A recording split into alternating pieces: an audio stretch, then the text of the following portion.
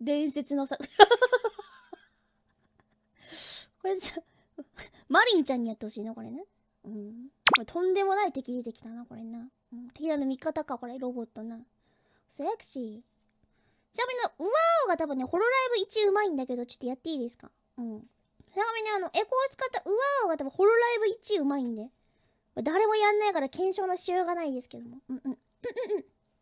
いきます。うわーあ、待って、もう一回。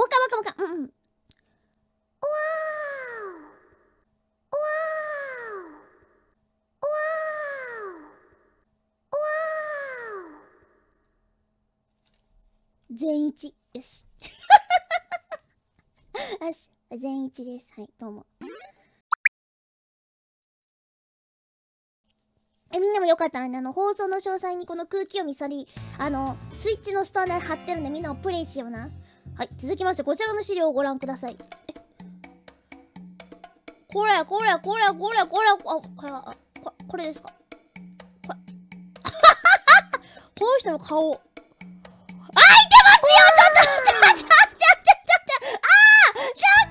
ノー社会の窓オープン。なこれ。映画のシアターが明るくなってちょっとしたら出る。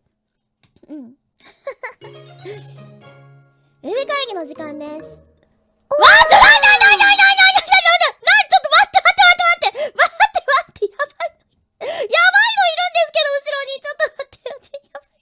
なんか金って見えた。やめてください。お姉さん。